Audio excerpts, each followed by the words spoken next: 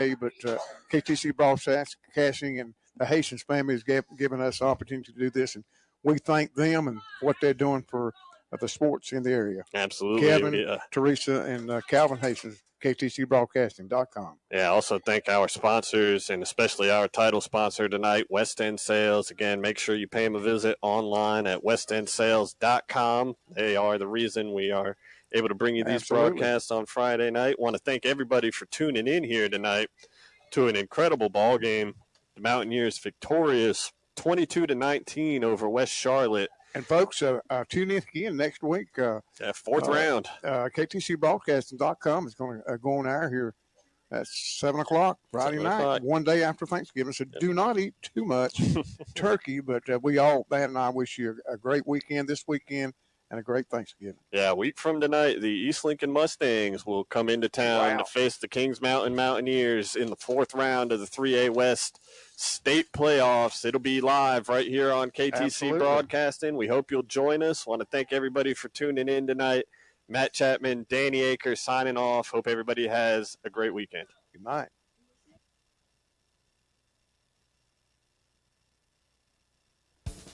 Dellinger's Jewel Shop in Kings Mountain is a fourth-generation, family-owned, 131-year-old business that has consistently supported the Kings Mountain community and high school sports.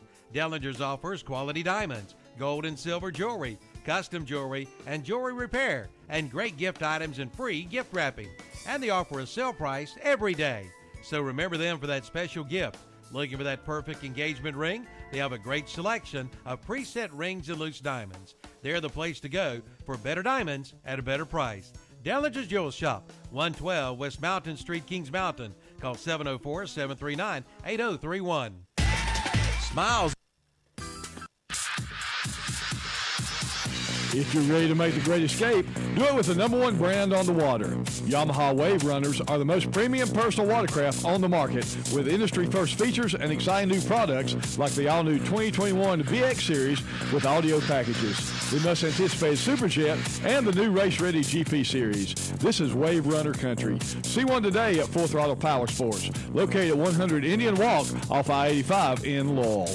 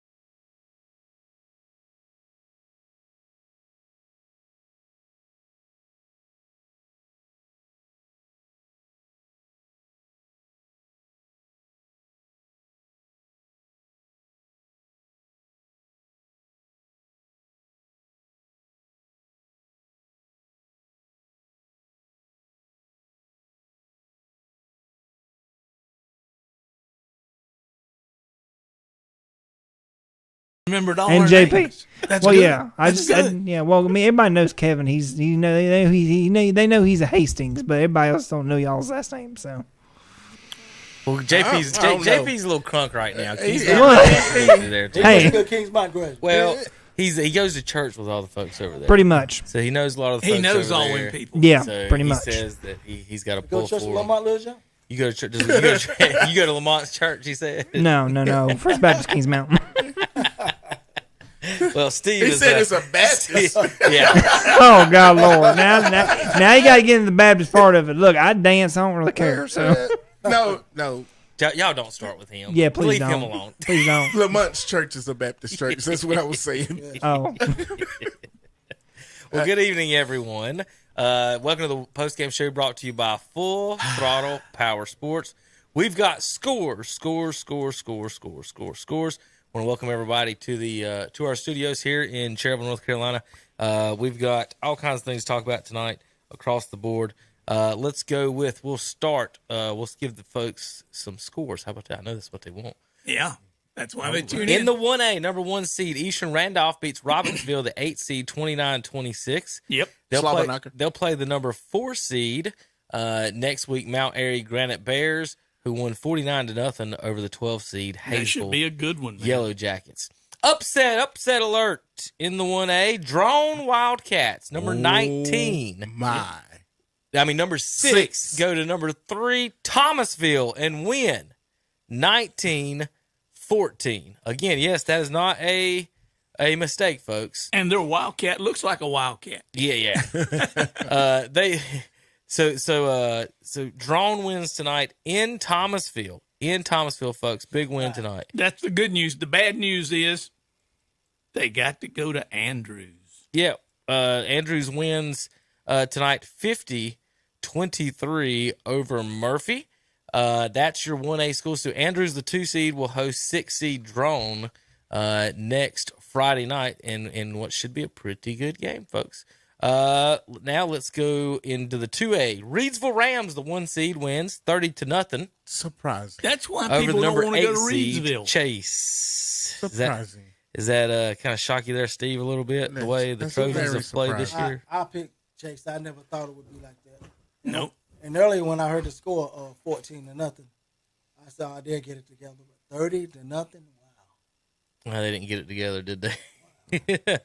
So, Chase, that is very surprising from all of us. I believe that we all kind of feel the same way on that one. Trojans, a shutout is definitely not what any of expected. And again, hate to bring it up, not having Marquise McCombs, they might not have won, but I don't see them getting shut out with him running around out there. I don't see him. If ifs and buts was candy and nuts, so what Merry Christmas would be. Dandy Don Meredith, Dallas Cowboys. Reedsville will host the Maiden Blue Devils next week, who won over the 13 seed Bunker Hill Bears 37-14. So Maiden at Reedsville next week on one side of the 2A bracket, and on the other side, the Burns Bulldogs tonight pull off a win against Salisbury, 24-20.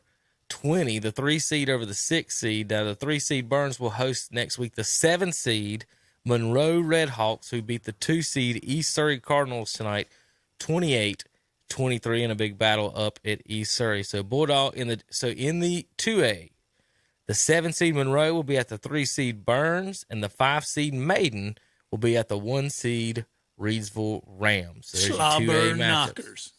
Remember, in the 1A, we'll have the 4 Mount Airy at 1 Eastern Randolph, and the 6 Drone Wildcats at number 2 Andrews Wildcats. So we'll have a Wildcat fight there. Over in the 3A, in the game next week that we've all been wanting to see all year, it finally came to fruition, although it didn't happen tonight, folks. There was, with Dennis, about, 9:55, I looked real down the hallway. All 3 Cleveland County teams were losing. With a minute to go in the game, we're losing. Yeah, I think I heard Jeff Jones say that. We're sitting there with about a minute left to go in all the games. All 3 teams were losing. Crest, the only one that does not pull off the victory. We'll talk about that in a minute. Kings Mountain 22-19 over West Charlotte. They'll play East Lincoln. They'll host East Lincoln next week, 28-7. In Kings Mountain. Ledford. In Kings Mountain. South Point will be hosting another playoff game next week in Belmont. They win 21-20 tonight over Crest. They'll host the 23 seed Eastern Guilford Wildcats after they beat West Henderson tonight 35-17. Now, Kings Mountain's already beat South Point, and everybody's been wanting East Lincoln to play Kings Mountain all year. So East and Kings, a lot of people may say that's the de facto Western finals next week. So I know they got one after that, but that might be the big game of the year. Crest, you could have had a home game next week. Crest would have been at home if they would have won tonight. 1 yard. Grimsley 44-36 over Independence. Huff 17-7 over East Forsyth. Weddington 35-14 over Northwest Guilford, and AC Reynolds 21-17 over Butler. And JP, we got a caller, right? All right, I think Rob Roop is on the line coming back from that South Point Crest game. Sorry about that. Rob had to get through everybody first, and then now we're ready to rock. So Rob, you was at this 1 point game, and some a lot of thoughts on the game here in house about this 1 point loss. We'll hear what you have to say about it, who was there in the house to see it in person, Robbie. I tell you what, guys, it was a great football game. I mean, it's one of those, if you don't have a rooting interest either way, you're just glad you got to be there to see it. And I got to give a shout out. Who would have thought when those two teams scored right there at the start of the third quarter that both teams would be held scoreless the rest of the way? Those two defenses just left it all on the field from there on out. Crest had opportunities there late in the game. RJ was right there on the goal line there as Crest had it 3rd and 1. RJ says Derek Mitchell got into the end zone. There was no doubt. The official that said he didn't actually had Mitchell's back to him, and he's the one that came in and overruled the one official who said he got in. And then on the fumble play that was called when South Point got the ball back, RJ said Crest clearly recovered the fumble. The same official who waved off the touchdown took the football and gave it back to South Point. So, if you're a Crest fan, you're saying, hey, we should have had it there. If you're a Red Raider fan, you say it didn't happen that way. We did what we needed to win. But it was a great game, and, a lot of people are asking, should Crest have tried to kick the field goal, there on that 4th down play. But again, as you guys know, the kicking game this year for Crest has been a little shaky, and I think Coach Sosby just did not want to leave it in that young sophomore's hand or leg to try to get those points. Oh, Robbie, just remember, you were playing at South Point, and this is not the first time strange calls and strange happenings have taken place. I tell you what, you're right, Dennis. But again, I mean, if you look at that Red Raider team, between that quarterback's only a freshman. Yes. Lee, what a job he does running that offense. And Medlock is just a monster from his fullback position. But Crest made some great adjustments from game one. You weren't going to stop them. But if you'd have told me Crest held South Point to 21 points tonight, I'm going to look at you and I say Crest probably won that football game. So again, you have some chances. The missed extra point come back to cost you. And, you load up and try to get it done again for next year. But, congratulations to Coach Sosby. And let's be honest, guys, if we sat here when the season started, I told you what that team looked like, and I'm telling you Crest is one play away from going for the 4th round of the playoffs. I think we all take it. So I think those young kids know what it takes now. They're going to have to get in the weight room. You can't add the muscle. You can't add the size during the season. That's got to happen during off season. You work your hardest when people aren't looking, and that's going to be important for this Crest team. Well, not only that, Robbie, we talked about it last week. We thought that they out-endured their opponent last week, and that was the difference, that running in the sand and all the exercise and things that they'd done in the summer made the difference down the stretch. Now, South Point, this isn't their first rodeo. They were prepared. They're prepared as they could be. That's why they could take a freshman quarterback and put him into the varsity offense to run it, because he's been doing that since he's 8 years old. He's run the same plays, the same and time. We were talking to a guy when we were leaving, when me and Jeff were leaving, and that's what he was talking about their team over the Optimus teams and everything. That's just what they do. And those kids run that offense from the time they can hold a football. So by the time they get to that high school, they know exactly what they're doing. Every kid's on the same page, and every kid understands exactly what Red Raider football is all about and what that Red Raider offense is all about. Well, we did not see the game tonight. We listened to you and Jeff describe it. What we want to know, we talked last week in the post-game show about how do you defend against that South Point defense? What did Crest do different this game than what they did the first game, and was it effective? Well, I think what they did, Crest did this time defensively. I think that you had a new defense coordinator, had seen South Point for the first time last time. He thought he had a scheme that was going to work. And they went back to some old school stuff. And I talked to some coaches going into the game. I knew certain kids knew they had certain players. And, you were the pitch man, and you had the quarterback and you had the fullback. And you saw Crest hitting those guys every play. Regardless of who had the ball, they were getting hit. And I think you started to see that, like I said, in the third, fourth quarter of the game, when you saw that defense start, they just kept doing it, and they were doing it over and over again. And South Point realized, hey, this ain't like game one. This team's not going to go away. And they just kept doing it and kept playing fundamental, kept playing sound.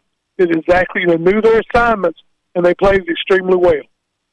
Well, Robbie, how did you feel about Coach not going for that for the field goal? How did you look at it from your perspective? I wouldn't have kicked it. I mean, if you're telling me I've got the ball down there on the 1 yard line, and I'm going to get 4 plays to try to get it in, I'm going to do the same thing, because I know. I mean, guys, I've been there all year through every game they played, and it's I just would not have left it in my kicker's hands at that point, knowing that it's just it's not necessarily been his fault. We've seen some snaps, we've seen some holds, we've seen him off on his kick. You think about it, you had I believe a sophomore snapping. You had I believe a junior holder, and you had a sophomore kicker. And I just don't think I was going to leave it in their hands at that point. I was going to look at my quarterback, who's passed for 3,000 yards and rushed for about 700 more. And if it's me, I'm saying, number one, I need you to get me a touchdown.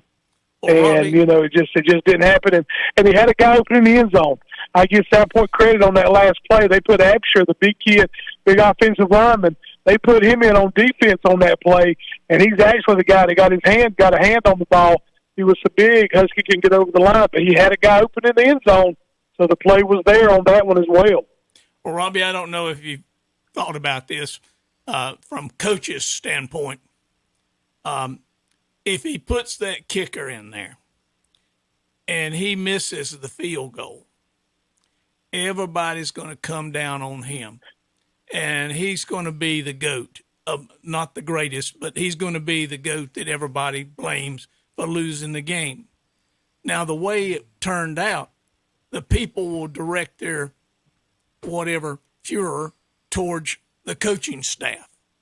Right. And they can handle it better than a 15, 16-year-old kid can. So I don't know if that was in his thinking or not, but I would have probably I would have liked to have had that one extra point, but having seen him miss that, I don't know. I don't know that I would have run the plays that they were running down there when they were on the 1 yard line. What did you see that might have worked? Yeah, I was a little surprised too about the defensive formation and offensive formation and the personnel he decided to use. I wasn't surprised who they went with. I was a little surprised by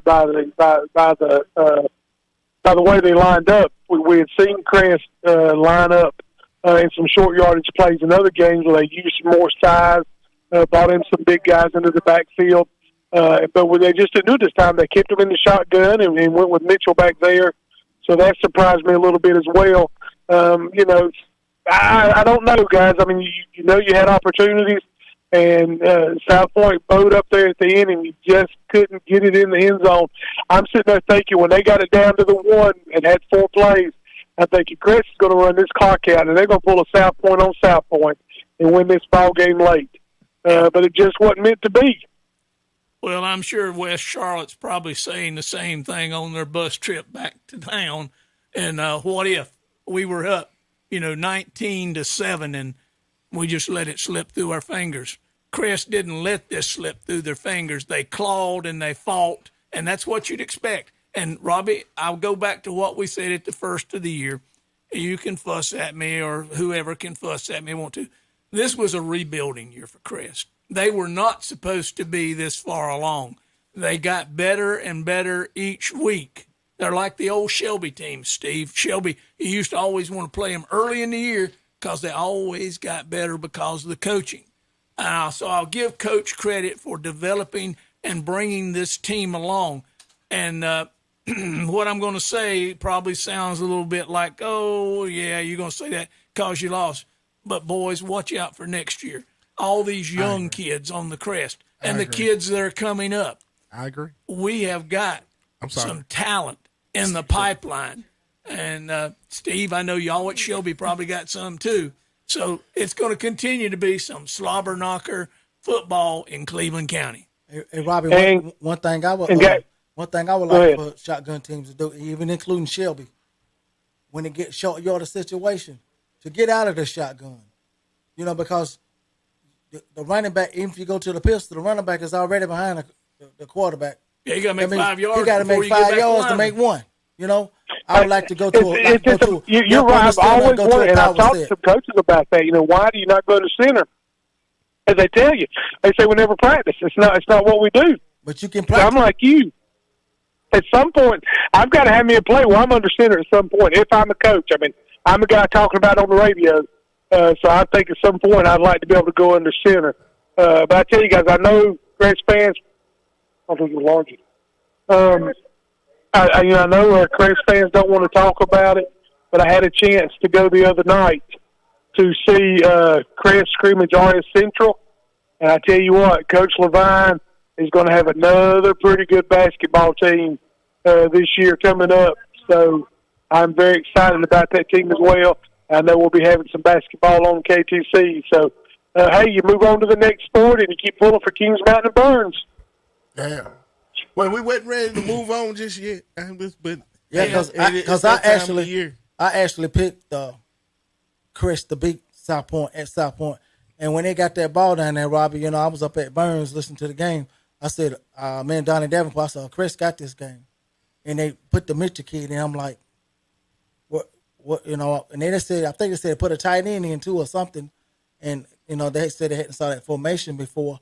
But I still say when you get in the short yardage situation like that, I don't care if you're a shotgun team, you can practice during the week. Like we started doing that with Dalen. We'll put him under center or run him up under the center and snap the ball right quick. Before the team know what you was doing. So that's what Kings Mountain did tonight. They put ML under center and he quarterback sneaked it. So sometimes you have to do your situations like that. But I just don't like that because we lost the game years ago, and we had big Spencer Clark playing quarterback, and Spencer was 6'5", and we did the same thing, Robbie, and we couldn't get it in. Yeah. So but I just exactly think, right. Right. I just think if coaches start practicing that a little bit more as the offensive line, but then again, offensive line said if you can't get 1 yard, you ain't supposed to win no way, but you still could maybe change your formations up. Well, now Will over here, he's a Green Bay Packer fan. He may be a little not old enough to remember the 1967 Ice Bowl when the Dallas Cowboys had the ball on the 1 yard line. And Bart Starr ran the quarterback sneak and beat my Dallas Cowboys 21-17. I still remember the score. So, all right, guys. Well, I'm going to get off here. I know you got some other guys you're going to hear from. I hope you're going to hear those scores again. So we'll talk to you later. Well, thank you, Robbie, for all you've done this year, for your coverage. We've enjoyed listening to you, and that young man that you were training there to take your place, we listened to him, and he did a good job this year. Maybe he'll come back for some more next year, and we'll look forward to hearing from you again, maybe come basketball time. Yeah, we'll see what we can do, guys. I'll talk to you later. Okay, Rob. See you now. Well, fellas, it looks like next week we're going to have some interesting games. Here comes our producer back. Hey, producer. I tell you, fellas, the game I'm looking forward to is the Kings Mountain East Lincoln game. I think I'm going.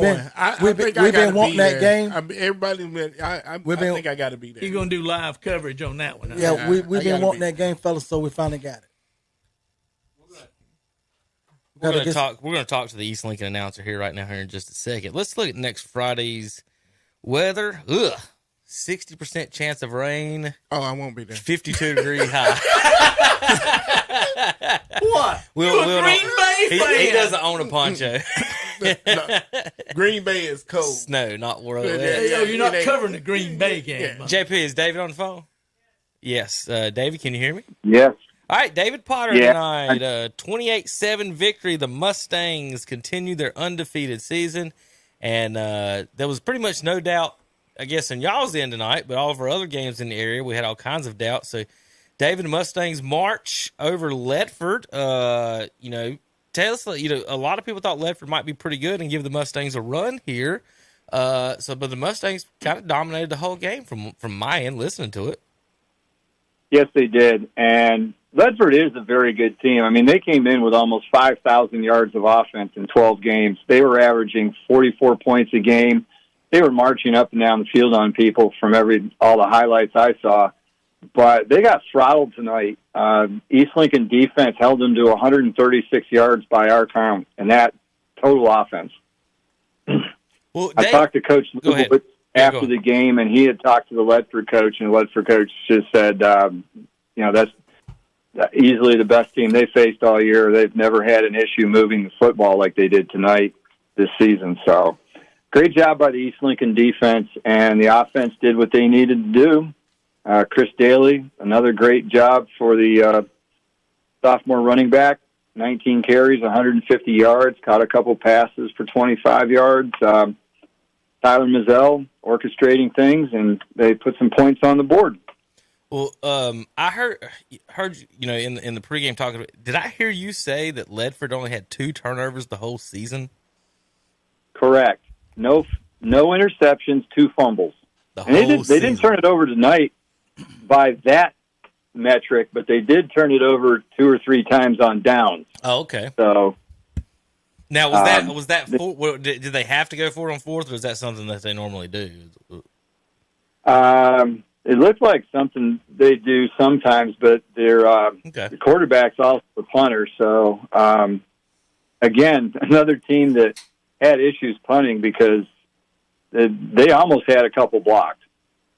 In fact, Jalen Roseborough got a fingertip on one of them and almost blocked another one. So something about playing against East Lincoln, you don't have very good punters. I'm not sure what it is. Well, the good news for the Mustangs fans and bad news for Mountaineers fans, Mountaineers had a punt blocked for a touchdown tonight, David, so it might be something to look at in next week's game is the special teams component.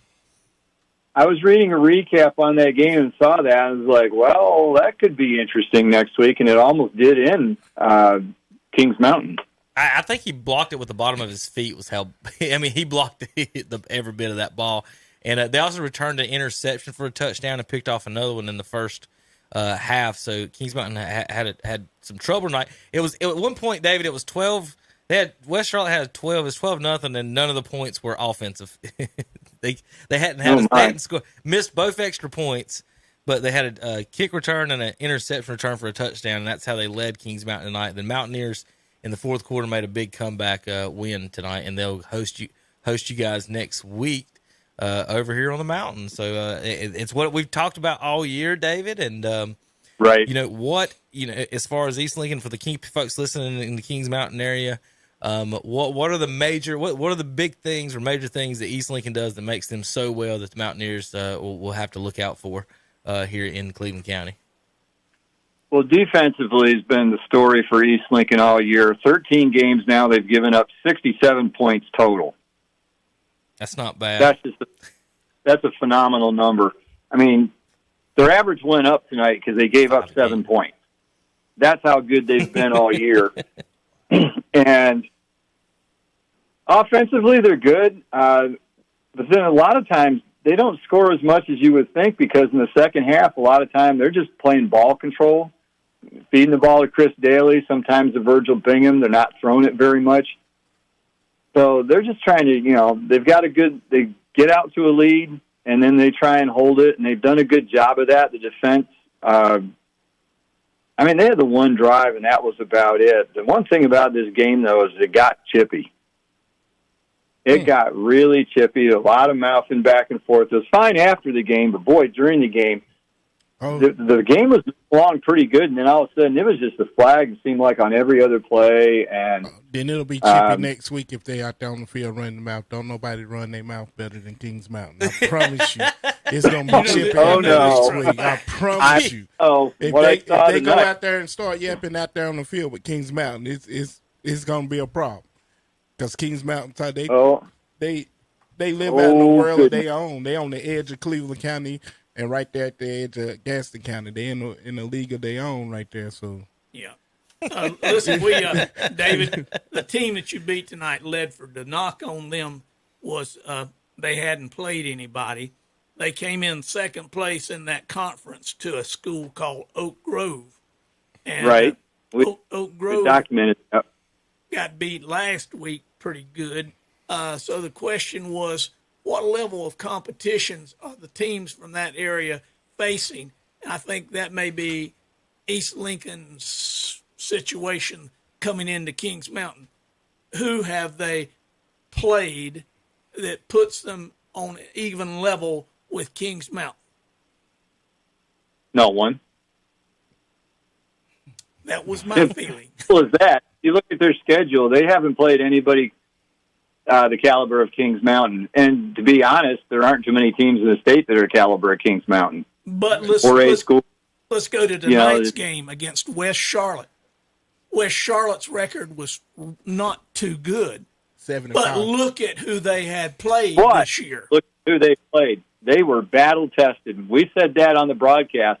It's like that was one of those games where you look at West Charlotte's record, but then look who they played. They played Huff. They played Chambers. They played a bunch of teams that were still playing this weekend. In the 4A. In the 4A bracket. Yeah. So can East Lincoln come to Kings Mountain and match up with them? They've got some good players, don't get me wrong. I'm not knocking East Lincoln's players, but have they had the experience and do they have the depth to play Kings Mountain, which is an overall offensively and defensively pretty well balanced team?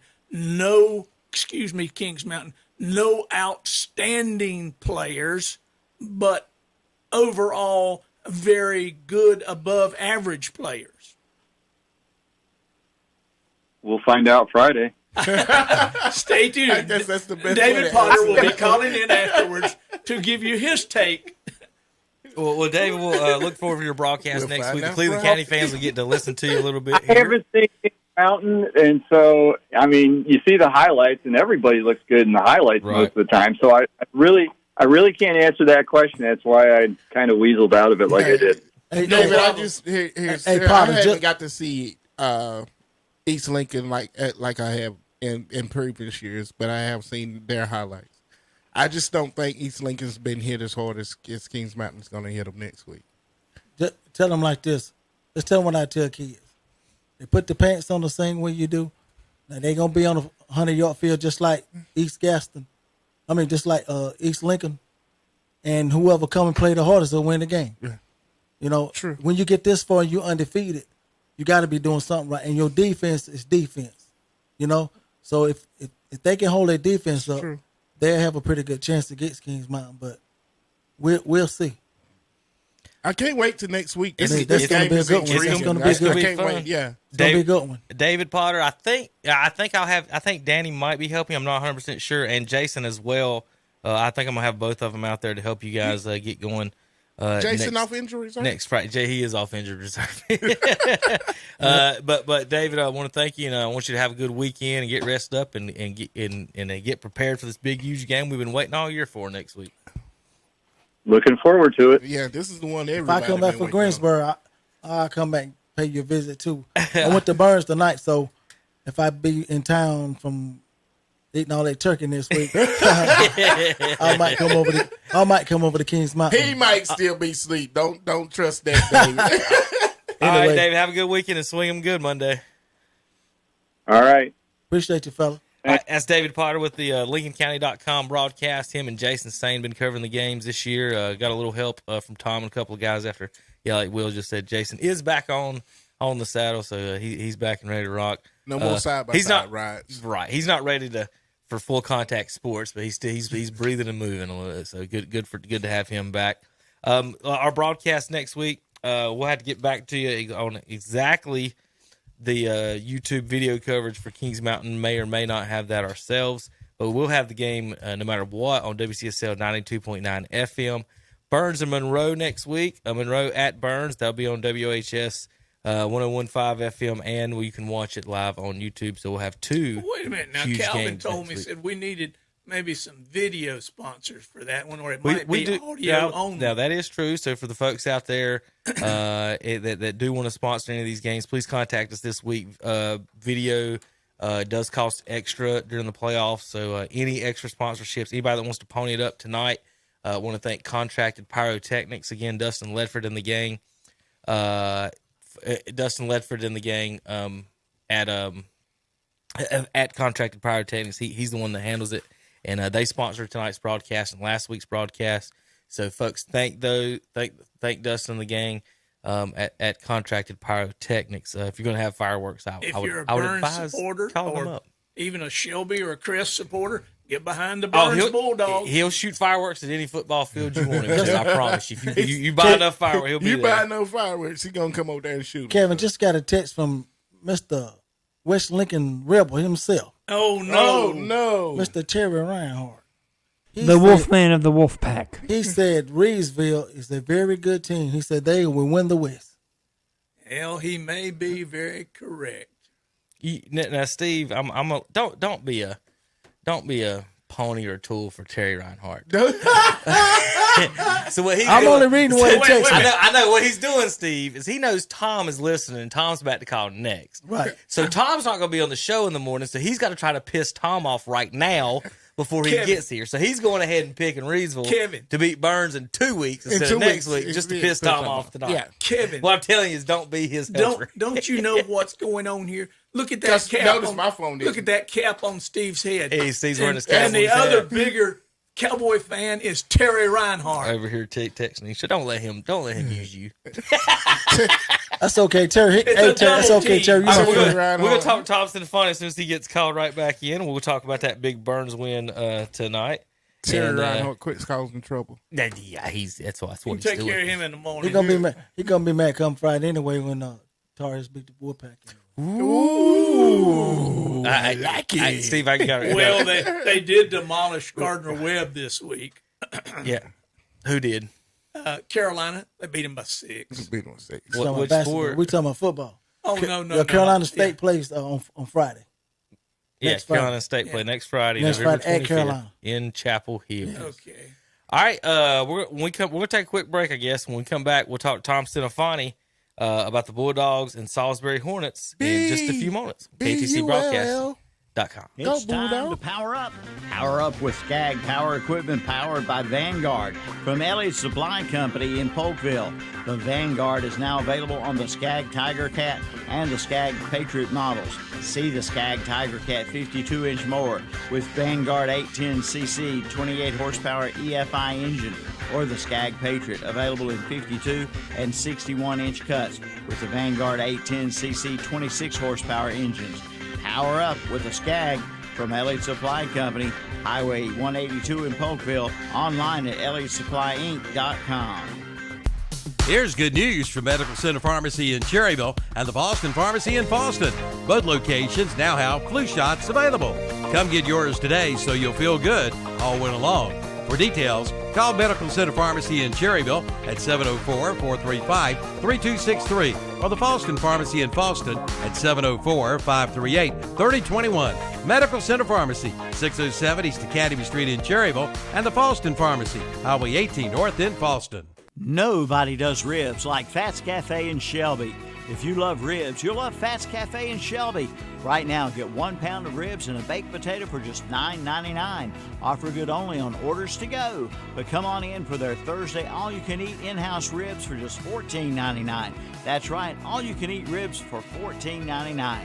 Each and every Thursday at your Shelby Fats Cafe, 1235 East Dixon Boulevard in Shelby.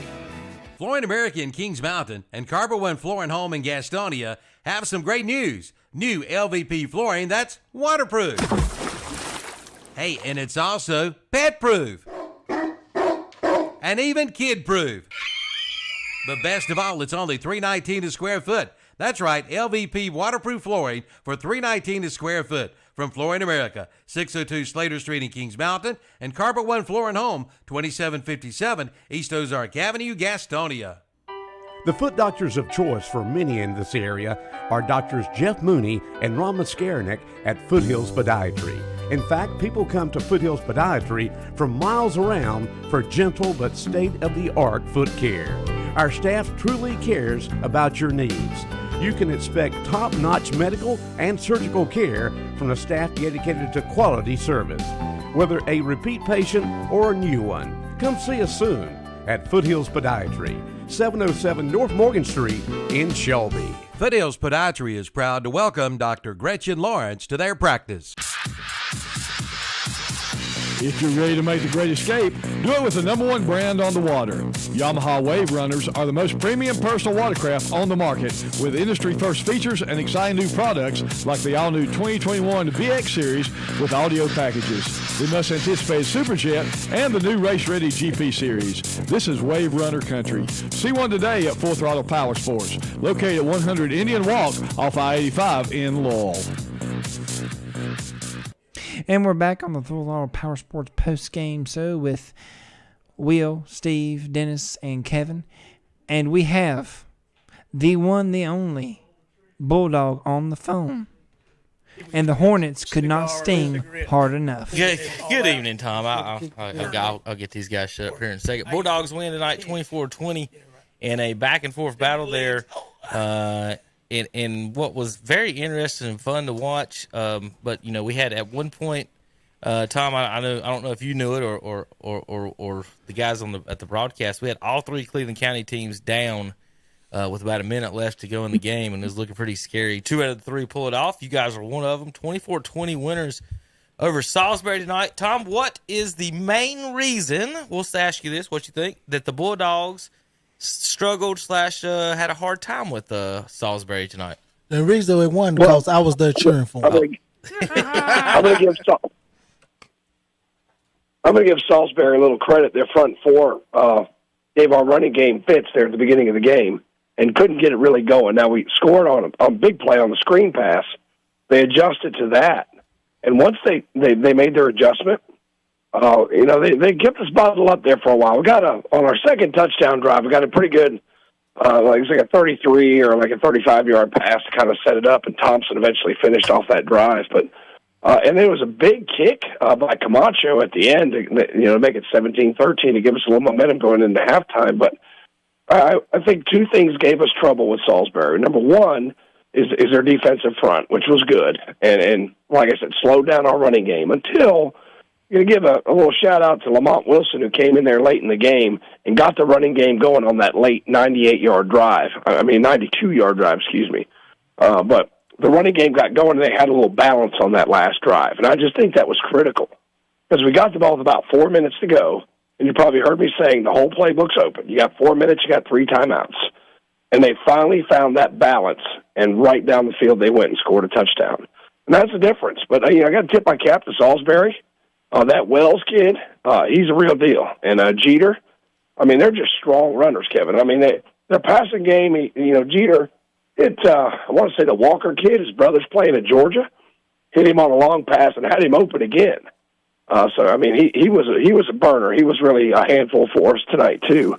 I think he had like a 54-yard touchdown pass there in the second quarter. But overall, you want to talk about character. Our guys showed that character. Well, that's the first time they've been down, Kevin. That might have been the first time they've been down since the Kings Mountain game. Right. They have not been behind in a game in a long time, and now you're down with 4 minutes to go, and you botch the kickoff, and you're inside your own 10, and you march it all the way down the field. That's character. That's calmness. That's character. You've not been in that situation very much, but they were able to polish off that drive, and it was just, Ryan Thompson, phenomenal tonight. That Wildcat, which was stopped on a 4th down, I know you saw that, but that Wildcat offense for the short yardage situation has been pretty effective for Burns this year. Well, Tom, I think one of the things about this team, Salisbury wasn't scared of Burns because they had played you at Lawndale before, and had reached in their back pocket and pulled out a miracle to beat you, and we won't go into that. But I think that had given them the confidence down the stretch that we can handle Burns. They don't bother us, whereas some other teams it might have. But I'm going to warn you, Monroe's one of those teams you don't want to invite to your party because they will mess it up. They'll turn over the punch bowl and get rid of the hors d'oeuvres for you. So you guys got to be prepared for this next game. They are tough. Yeah, I've got a lot of faith in our coaching staff. I think they made the adjustments they needed to make. Early in the game, that pass out in the flat was open. I know that some of you guys might have been watching that, but Salisbury adjusted, and we adjusted back, started throwing some slants, especially on that last drive. I don't know if you saw the crazy play where we had the fumble and L.J. Allen scoops it up and runs it out to the 38. But I'm going to tell you what, when you're having a miracle run and it's just a great season, you need a ball to bounce your way like that. You know what I mean? And when that happened, I'm like, yeah, in great seasons, you can look back to a play like that and say, you know what, the ball bounced our way. Maybe it's our year. So I just have a lot of faith in our guys. I know Monroe is good perennially. I mean, they're good every year. So, it's going to be a tough task, but it's Thanksgiving football coming to Lawndale. We're excited. And just congratulations to Coach Divine and his whole staff for doing a great job. And I just want to give a shout-out to my buddy Greg Lloyd over there at Crest, who I played football with about 100 years ago. Yeah. Great job for Kings Mountain to come back and win that ball game as well. Sorry, Dennis, you guys, I know it came up a little short. When you go to South Point, you're down a touchdown when you get off the bus, but it was a hard-fought game. All Cleveland County teams really did us proud tonight. Well, Tom, if you had told me after the Burns game that Crest team was going to go to South Point and play them to within 1 point, I would have said, Tom, you don't know nothing. You didn't see that group out there. But they've matured and grown, and through coaching and development as players, they came back and played what I consider a successful season, and watch out next year. I still say they've got a lot of talent. They've got a lot of talent coming back next year, and Burns, they're two seniors, Haynes and Thompson. This is the year to get it done, and they are. So if they could just keep that momentum going, keep it going. And, it's big for us to be home next week, Dennis. It's really big. Yep. It's important, especially over a holiday weekend. To be home, I think, is really going to be a benefit to us. So I'm glad that Monroe has to come to us. Glad we don't have to go there. And just want to say, I know he's probably not listening, but Coach Cognell, you had a great year. You ran into a very good Reedsville team, and I heard you guys about, Terry already trolling about the 2A playoffs. I'll give him this. Reedsville is a very good team. I mean, if they dismantled Chase the way they did, what was the final in that game? 30-0. Yeah, I mean, if they dismantled Chase like that, and Chase has been putting up crazy numbers on people. Well, they've been putting all kinds of points. I'm sure with his connections to Burns, after you guys win next week, he might give you a little scouting report on Reedsville. Yeah, I mean, I think the scouting point would be they're really good. Yeah. I mean, they've been good all year. They're good every year, but you got to get by Monroe first. I mean, Reedsville's got who have they got? I know I heard you say it earlier, Kevin. Reedsville's home for who? They've got Maiden. They've got Maiden. Okay, well, they got a tough task. Hey, Reedsville's got to survive next week to their folks for winning tonight. It's going to be a fun weekend of football, Thanksgiving football. Just real grateful to have the opportunity, and thank you to Contracted Pyrotechnics. Kevin, got a lot of people texting in and really appreciated Dustin helping sponsor that broadcast. Hey. So just really appreciate him doing that. And Tom, if you know of anybody in the Burns area that are sponsors that would like to provide that next week, we want to have video to go with your audio. Anyone in Cleveland County. We got 2 Cleveland County games we got to do next Shelby week. fans, Crest fans. Tom, East Lincoln fans. Tom, well. I got a couple questions for you here. We're watching the highlights from the game. The first score that you guys got with L.J. Allen down the sideline, a little bubble screen pass. Lord mercy. Near the end of the game, you called the same play, and it almost got picked off and into the game. Did you notice that part? Yes, and it was, and part of that, I think, getting through this game is Mooney needed the experience of being in a game. You know what I mean? In a game where you've got to make that throw, and you can't make that ill-advised throw. And he made one ill-advised throw and it got intercepted. Mm-hmm. And that other one, you're right, almost got intercepted. It almost ended the game. He didn't put he just lobbed it up, and the DB read it because you've already run it. Right. As soon as he let go of it, I was sitting here and I screamed in panic, like, no, he's going to pick it off. And the DB misplayed it, and then you guys made it, and LJ made a good play afterwards. Right. And he's been in one now. You know what I mean? He's been in a real game, and it's really been since Watauga that we've been in a game like that. So I'm just glad that, he got in that game. He survived. He made the throws he had to on that last drive and engineered that 92-yard drive. I mean, how much confidence is that going to give your kids going into the next week? Good. And there's a couple there. I'm sure that, Coach Diamond, our offensive coordinator, they're going to sit down with Ben and they're going to break down that throw. They're going to tell him, okay, if you see this, don't make that throw. Because the first time it was wide open, and the second time he forced it a little bit. Yeah. But like I said, these are young guys. It's a learning experience, and some people think, these guys are professionals. No, they're going to learn from that. They're going to learn from that. They got good coaches, and when they make a mistake, you go hit the film room and say, hey, we're going to correct that next week. But I thought the slant was more effective as the game went on, didn't you? I mean, they started running some of those slant patterns. And I'd say he's just money on those patterns. All right, Tom. But, with the bubbles, go ahead. No, well, I was going to say that I've got to get to the next guys real quick, but I did have one more question. Okay. I did want you to real quick. We'll talk about Camacho tonight. Kicking game is big, obviously in the Crest game. Yeah. Crest could be winners tonight if Camacho was wearing a Crest shirt tonight. Maybe he had a huge kick there right before halftime. And that drive also, if you paid attention to that one started at the 8 with 1:11 left to go. And they engineered that drive and got it to where he was going to attempt a 38-yard. I know you saw it where they jumped offside. Mm-hmm. Well, they jump offside, and now we get a 33-yard. I mean, he probably had a leg from about at least 40, maybe a little bit longer. But you're right. I mean, the kicking game, especially this time of year, snap, hold, and kick. Don't forget all three. That's one thing that the experienced announcers do, make sure they know that all three were good. Well, moving forward, I got a lot of faith in our kicking game. Coming from an old kicker, Tom, I'm sure he appreciates that. But I just wanted to give you a congratulations to you and Terry Francona for a good year. Manager of the year. So, all right, go Tribe. I appreciate it, Kevin. I'm gonna hop off here. I know you got somebody else, and I'll try to call you tomorrow morning. If not, I'll see you soon. Okie doke. Thompson and Fine with the Burns Bulldogs wins over Salisbury. The number 3 seed will host Monroe, the 7 seed, next week after they won 28-23. We're going to talk to Matt Chapman. He was at the Kings Mountain West Charlotte game. Kings Mountain pulls it off 22-19, down 12-0 with no offensive points on the board at one time. Mountaineers make a comeback there in the fourth quarter.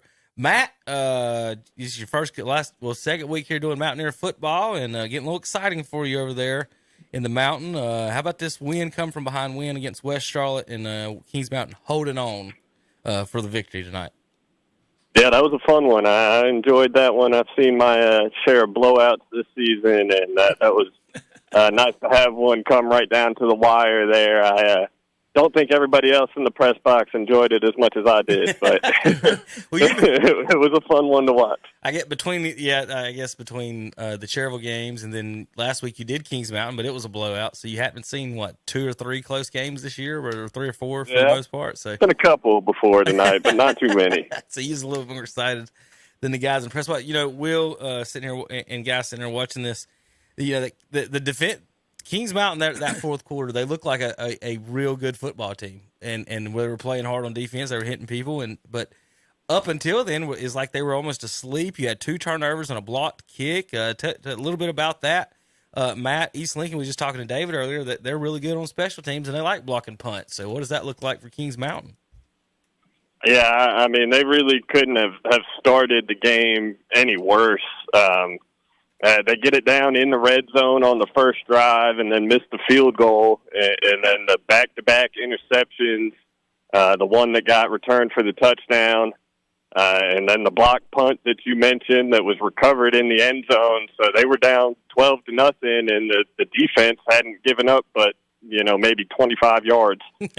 So they were behind the 8 ball. They did recover for a score right before the half, made it 12-7. But then they came out in the third quarter. I think they got the ball 3 times in the third quarter, and they went 3 and out every time. And that's when the West Charlotte offense started to get going a little bit. They hit, I think, 3 pretty big plays in that third quarter, 2 long runs. The first didn't end up mattering because they fumbled inside the 10, and Kings Mountain got it. But then they ripped off another long run for the touchdown and then hit a big pass play as well that set up that field goal attempt right at the start of the fourth quarter. And they missed that field goal, which proved to be pretty huge because that would have put them up 8 and would have forced Kings Mountain to score and get the 2 just to tie. But they missed the field goal. Would have put them up 15 at that time, I suppose. But they missed it, and then finally the Kings Mountain offense found its rhythm, and I heard Tom talking about the Burns game, and he mentioned character, and that's really what Kings Mountain showed tonight too, and especially Little John, the quarterback. Like I said, probably couldn't have scripted a tougher start to the game for him with the interceptions, and they just really weren't getting anything going at all. So for him to come back in that fourth quarter and lead those 2 touchdown drives, the first one, he threw the fade route for the passing touchdown and then snuck it in on the goal line with 10 seconds left to win it. I mean, that's the kind of thing you love to see out of your senior quarterback. He never hung his head. He just kept plugging away, and just an incredible fourth quarter comeback to keep the season alive. We're looking at the forced fumble there in the third quarter when inside the 10 was West Charlotte. So you had a missed field goal, a big stop there. So the second half, Kings Mountain come up with some huge plays to win this game.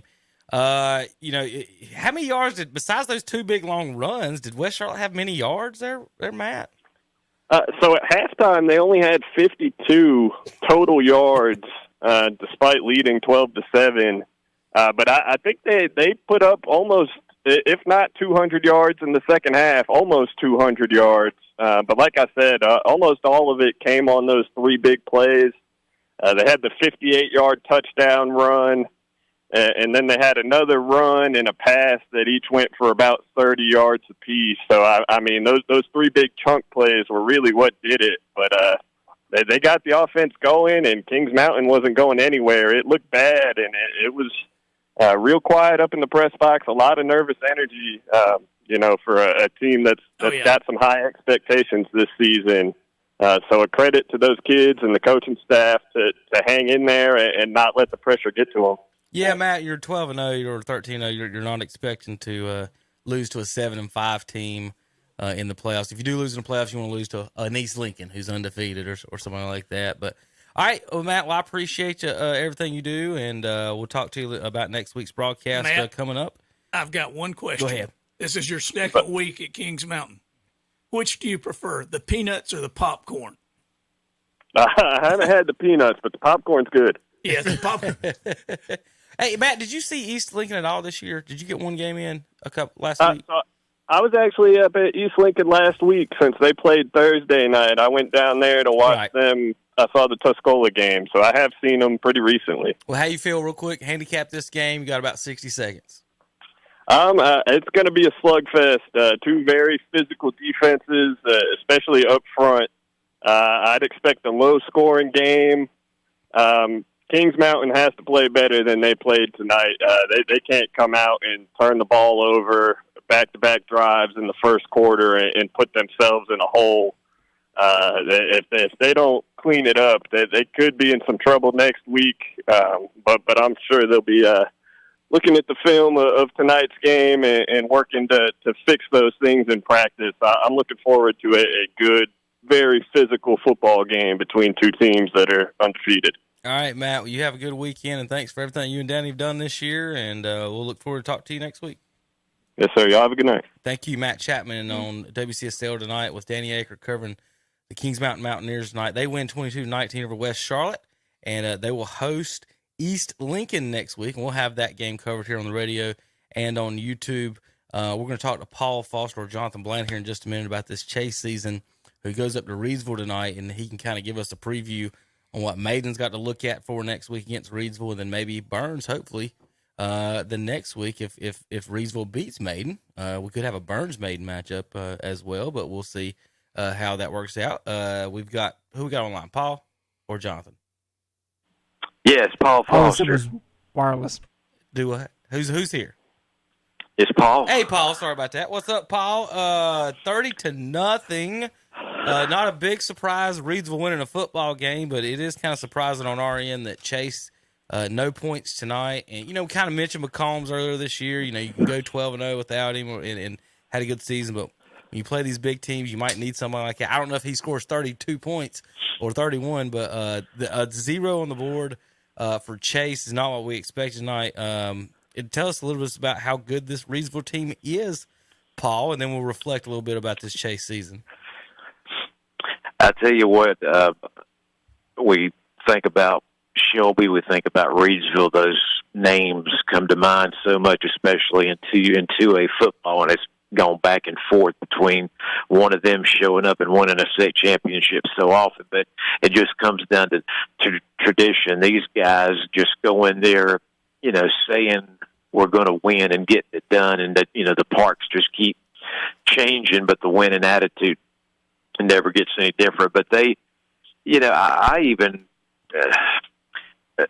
Reidsville got out to the big lead even more because it was just things that Chase was doing. Chase came in there with a little bit of a different mindset that I think they wanted to see if they could surprise Reidsville. So they started McSwain at quarterback instead of using Rudisill there. And I think the idea was going to be, we're going to see about going to the air more, but they couldn't move the football that way. Then they went back to trying to run Rudisill and let Rudisill run the offense. And by then, they just stayed him up. Rudisill loves to get behind either his center or the right or left tackle, and you'll see him put up his arm on their back. And once he gets that block, he'll find that hole and go. Well, tonight, every time he tried to do that, he'd take a couple of steps, and the Reidsville defense just came right, behind the blocker and got to him immediately. So he never hardly had any kind of breakaway run whatsoever, and that's a total difference of thinking that he had 335 yards rushing and 4 touchdowns 1 week ago. So that's what Reidsville can do to you. They can make you look like a team that's hardly won a game, and that's what was pretty well happening tonight. Well, Paul, so looking forward to say you're a Maiden fan right now, and you're a Burns fan maybe in a couple weeks. What's what's the best thing you would say about Reidsville? Is it their offense? Is it the defense? Or what just opened your eyes tonight as far as how good this Rams team might be? Well, I don't think we got nearly the indication things came so easy tonight. I don't think we saw their offense have to be at their best. I don't think we saw nearly what they can do through the air, what their running backs can do.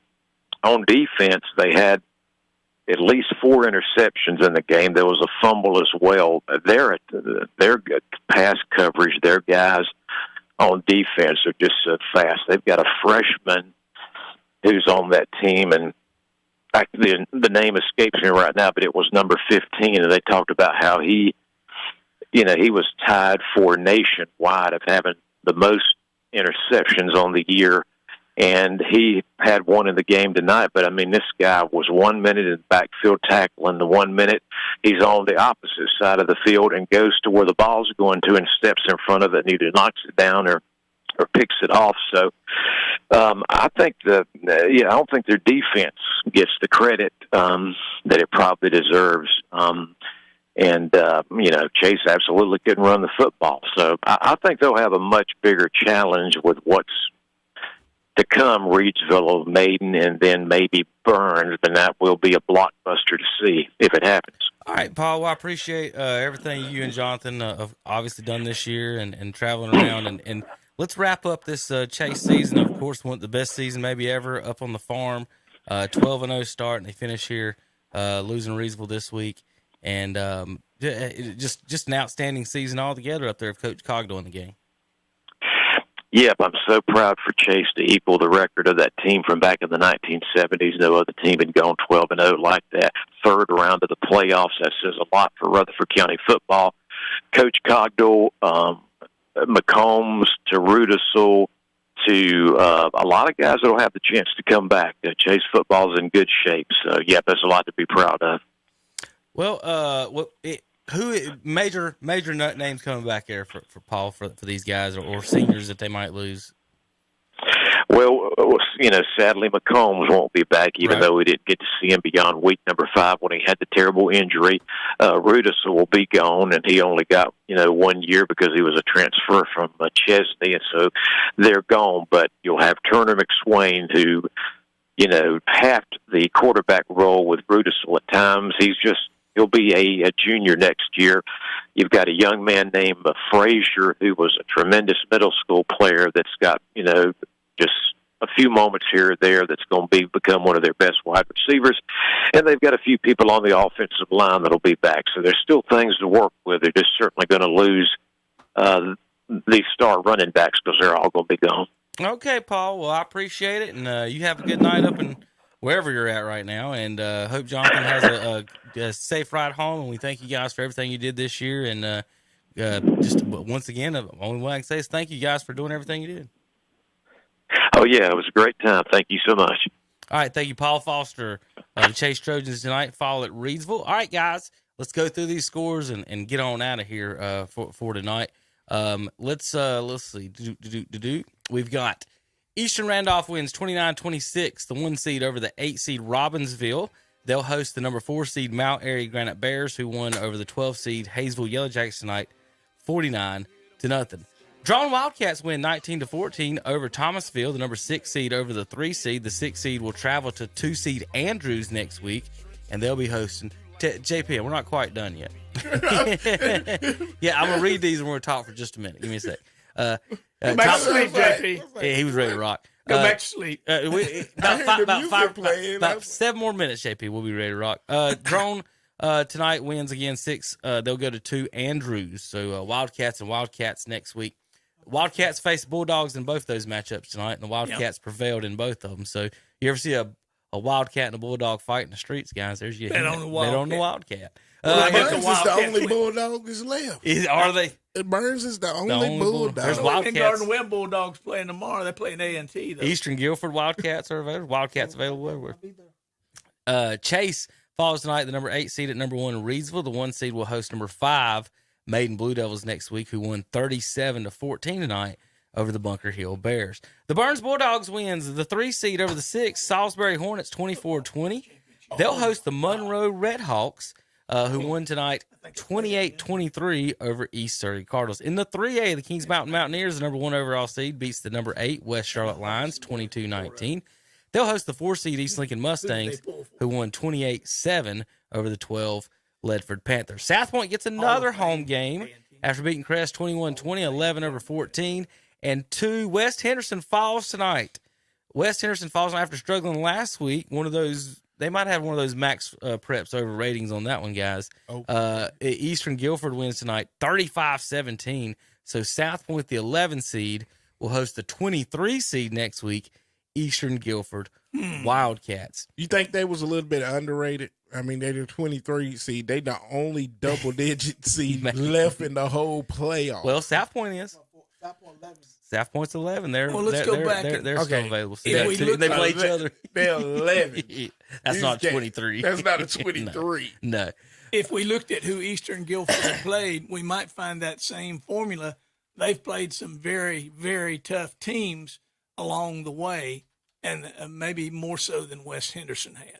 Well, looking at the way the RPIs is it's your record, opponent's record, and opponent's record.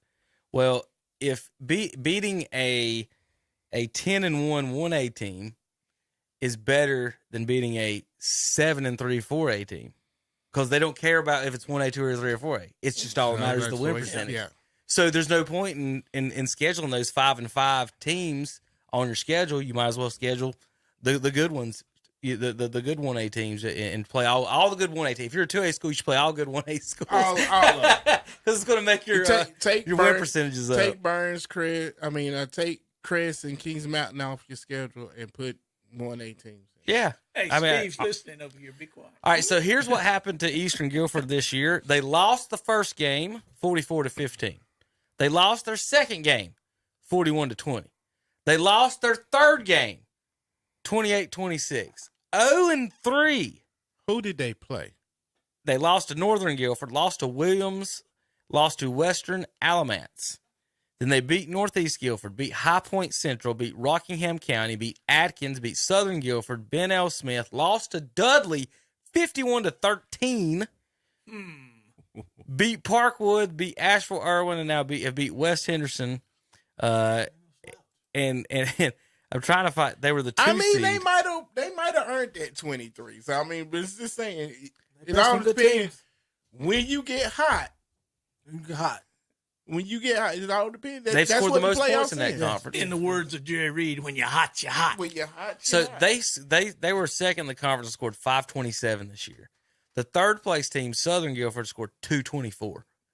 Okay, that's 150% more. It's insane. Even can't remember it ain't how you start, it's how you finish. Obviously, you can get hot and anything. That's it. So over in the 4A, Grimsley wins the 1 seed over Independence, 44-36. They'll host the 5 seed Huff, who won 17-7 over the 4 seed East Forsyth. That's so hard to say. Weddington wins 35-14 over Northwest Guilford, the 9 over the 14, and they will travel to AC Reynolds, right, who in the 4th round, Steve, a 7 seed, is getting a home game, and you guys saw them in person. Right. Great coach. This isn't surprising to anyone who's seen them this year. Running back, great coach. That running back is freaking amazing. And they had he's the best back out of all the backs, all the highlights of backs in North Carolina I've watched. He's the best back. They had Rico Dowdle. Remember that Rico Dowdle a few years ago? He plays for the Cowboys. We played. Rico put on a show against y'all. Right. He did everything. He did Crest too. He washed the uniforms and drove the bus and sold concessions. He did. And he did. The coach up at AC Reynolds is a great guy. Him and Coach Ware was roommates in college Appalachian. That's how we got that thing going every year back and forth. He's the great guy. Great hospitality when you go up there. Just a bunch of good guys. Now I will disagree with you a little bit on that. Their AD told us he didn't want us up there. Told who? Y'all? Told me to my face he didn't want us up there. The radio station? Mm-hmm. Well, they ain't got nothing to do with shit. I'm just, I know. That's a different person. The AD told me to my face he did not want us up there. When Kings Mountain come up there to play them a few years back, yes. We got into it. I told him he didn't have a choice. Why did he not want you? Money. He didn't want us broadcasting the games. Oh, because they wasn't going to sell no hot dog. You know what I told him? But you know what I told him? I said, you do know you're playing Cleveland County, don't you? And he said, yeah. I said, there's going to be fans here. That was the game that Kings Mountain had so many fans there. They were in the baseball stadium looking over the field. They were standing on the press box in the baseball stadium. And the AD was complaining to me that because we were showing the game, that Kings Mountain wouldn't bring any fans, and Kings Mountain had more fans than his home side did. Yeah. But yeah, I just wanted to make sure that AD, for a fact, he was of all the ADs around here, Steve, he may have been the biggest jerk I've ever been in face to face. Hope it's not the coach, because Coach Shane, he's the great guy. The coach. Well, that's the coach, it's not the AD. Yeah, the coach. To my face. The South Point AD told me one time he didn't use emails. he didn't know how to email. Now, that was 10 years ago, and we laughed when he said that. Okay. Sometimes things happen. Something happened to me like 22 years ago over in Lincoln County. Yeah. It still haunt me now. I know that's been 25 years right. ago. So, yeah. And what's weird about it's like, you can say, well, people will be like, somebody texted us earlier and was like, why don't you guys show the East Lincoln game on video? And it's not like we don't want to show the East Lincoln. It's not like 99% of the people in the school wouldn't want to show us. But there's always the one guy who makes the decision that don't want you to show up. So they see, like I said, hey, that AC Reynolds AD, I've never had one to my face Now, on the phone and emails, there have been a couple jerks here and there, obviously. No, this one, we got an argument right there at the stadium. After I drove up there, Will told me he didn't want me there. My advice to you boys, don't get involved in politics. Right. That's right. Your skin ain't tough. You definitely ain't got to worry about that with me. Or me either. But again, once we got up there and started, Steve, we had a good broadcast and everything was nice up there in the stadium and everything. Again, like I said, I've never had any problems up until that time, and he was. Well, all I know is the cat. What did he say when you say you do know you play in Cleveland County, right? Hold on, what's he? All I know is I can only speak for how men treat me and treat us. We go when Shelby go there, first class hospitality, same way. You know, they really beat us up pretty bad this year, but they show a lot of class, and I knew that's going to be good. You know, he told us it's going to be good, so that tells you right there the kind of competition we play. 4-way, Shelby 2-way. You know, we didn't back down from them, and see, you know, they got still in the playoffs. You think they'll win this week? You think they can win the state and the 4? Hey, that's gonna be a daggone good game, bro. I tell you what, for my lawyers, for what that man the way he have treated us, you gonna pick him? I'll pick him. All right. I mean, it won't be surprised. Listen, the way they played against y'all, he is the higher seed, Steve. Yes, it does. He's only year 7 though, but it doesn't matter. Like you said, you get hot. He is 7, but they bringing them horses from Weddington to Asheville. Yeah. Well, it's cold in Asheville. Shannon picked Weddington to lose tonight, so Shannon's sending me all kinds of texts. And I just remind you, sir. They'll be tired by the time they trot up there. All right, and they're gonna be shooting rockets. See, rockets will get there quicker than the horses. It's an uphill battle to get there too. So next week, of course, we got Kings Mountain and East Lincoln. Is the big matchup. We've got South Point and Eastern Guilford. Burns hosting Monroe. Maiden at Reedsville. So if Maiden wins, if Burns wins, folks, you Burns fans, if you win. Somebody scratch this on a piece of paper right quick. Okay. Will Boykin said, oh, Lord. Burns will play Maiden for the West. Oh, you think so? Ooh. Let me get my hammer and chisel. Yeah, here. we better chisel. You're right. We better write that in pencil so we can erase it before you get What's in the score, here. Will? What's the score? Yeah. Burns and Maiden? No, Reedsville and Maiden. Oh, it's gonna be a barn burner, but I think Maiden pulls it out in the end. I think it's 35-28. I'd like to see it. Burns and Maiden would be good. So Bulldogs, here's your path to the championship. You're home next week, obviously. If you win, you would either go to Reedsville or host Maiden. So there's your That's path. one reason we want Maiden to win, so we ain't got to go so far. It won't take so long to get to the radio station. And we'll get more coverage for the radio. You got to go all the way to, when you go to Reedsville, you got to go all the way to Virginia. Almost to Plum. You got to go to, my grandma said you got to go to Plum Nelly.